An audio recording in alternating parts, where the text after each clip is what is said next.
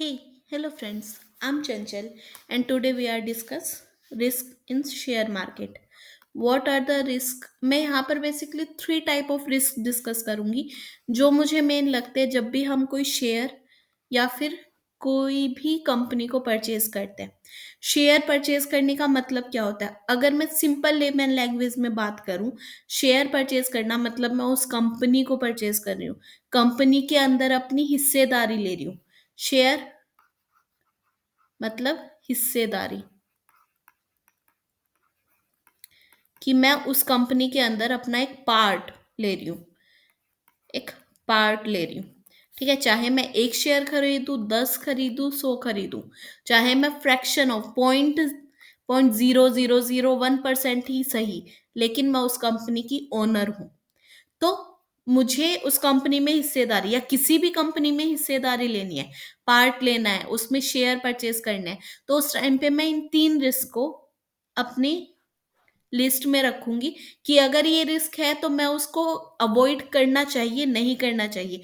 अगर मुझे कोई अच्छी अपॉर्चुनिटी दिख रही है, सो आई कैन परचेज दैट, और मुझे फंडामेंटल्स भी अच्छे दिख रहे हैं तो मैं उसको ले लूंगी। लेकिन अगर 1% भी मुझे लगता है फंडामेंटल्स अच्छे नहीं है और रिस्क भी ज्यादा है, देन अवॉइड दैट कंपनी। चलो, रिस्क कौन कौन से हैं, हम वो डिस्कस करते हैं। सबसे पहले government risk, government regulation risk.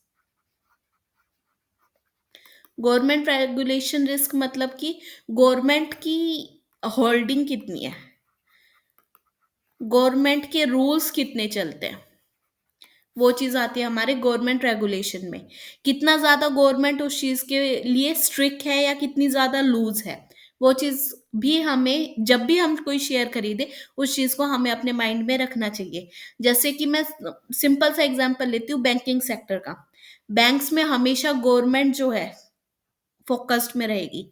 PSU, coal industry जो है, कोल सबसे ज्यादा कौन सी इंडस्ट्री प्रोड्यूस करती है? ऑयल एंड गैसेस, रिलायंस की कंपनी है। लेकिन कहीं ना कहीं एक गवर्नमेंट रिस्ट्रिक्शन रहती है, वहां पर गवर्नमेंट एक नजर रखती है कि कोई गलत चीज तो नहीं हो रही।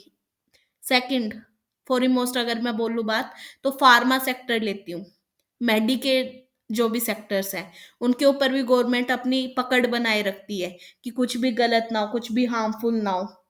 ठीक है, हार्मफुल प्रोडक्ट जो बनाते हैं, या फिर टोबैको हो गया, बियर हो गया, इस टाइप की चीजों पे भी गवर्नमेंट अपनी होल्डिंग्स रखती है, गवर्नमेंट उन पे नजर रखती है। तो इस टाइप की कंपनी को हमें थोड़ा अवॉइड करना चाहिए, रेदर देन हमें गुड फंडामेंटल्स या फिर एक एग्जैक्ट एंट्री एग्जिट पॉइंट नहीं पता है। तो अगर आप चाहते हो, मैं अपनी नेक्स्ट वीडियो एंट्री एग्जिट और स्टॉप लॉस के ऊपर बना सकती हूँ।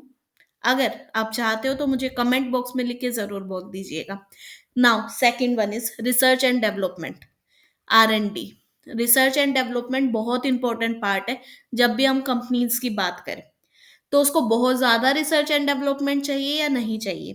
अब बात करें हम फार्मा सेक्टर की, काफी हाईली R&D की जरूरत होती है। क्या पता कौन सी कंपनी कब नया बना दे। वही हम बात करें IRCTC की, as comparison to less risk है। क्यों R&D रिस्क की बात कर रही हूँ? बेसिकली मैं, R&D रिस्क कम क्यों है? क्योंकि उनको बार बार नई टेक्नोलॉजी बनाने की जरूरत नहीं है। भैया रेलगाड़ी चल रही है, वो चल रही है, केटरिंग का बिजनेस हो रहा है, फूड सर्व कर रहे हैं, वो चीज हो रही है। ठीक है, तो अगर बहुत हैवीली रिस्क है तो हमें कहीं ना कहीं अवॉइड करना चाहिए, कहीं ना कहीं उस चीज को देखना चाहिए। R&D बेसिकली मैं फार्मा सेक्टर्स ले सकती हूँ, या फिर कोई भी पर्टिकुलर कंपनी है। अब यहाँ पर R&D के लिए एक पॉजिटिव पॉइंट अगर मैं बताऊं, TCS का मैं एक एग्जांपल लेती हूँ। टीसीएस जो है उसमें R&D रिस्क कम है। टीसीएस क्या सर्विसेज प्रोवाइड करता है, तो आप अपने सॉफ्टवेयर को एक जगह से दूसरे, एक कंप्लीट सेटअप आपने किया है। नेटफ्लिक्स सबने सुना है, अमेजोन ने सबसे ज्यादा कमाई की है नेटफ्लिक्स के थ्रू, क्योंकि अमेजोन जो है, अमेजोन प्राइम और नेटफ्लिक्स आप लोगों को पता है कि कॉम्पिटिटर है, राइट? बट जो सर्वर है, नेटफ्लिक्स किसका सर्वर यूज करता है? Amazon प्राइम, Amazon का सर्वर यूज करता है, नॉट प्राइम। Amazon का सर्वर यूज करता है। Amazon सर्वर्स भी का भी काम करते हैं, तो सबसे पहले अपलोड उस सर्वर पे होगी, देन उसके बाद आप लोगों तक पहुंचेगी। ठीक है? तो ऑन दैट बिहाफ सबसे ज्यादा प्रॉफिट नेटफ्लिक्स से हुआ है, किसको हुआ है? अमेजोन को। राइट? ये कॉन्सेप्ट क्लियर है अमेजोन और नेटफ्लिक्स का, कि नेटफ्लिक्स जो भी सीरीज लॉन्च करेगा वो पहले जाएगी, कहां पर जाएगी? अमेजोन के सर्वर पर, देन वो आप तक पहुंचेगी। तो ये फ्री में तो करेगा नहीं, ही पे for them, a heavy amount पे करता है अमेजोन को। कौन? नेटफ्लिक्स। राइट?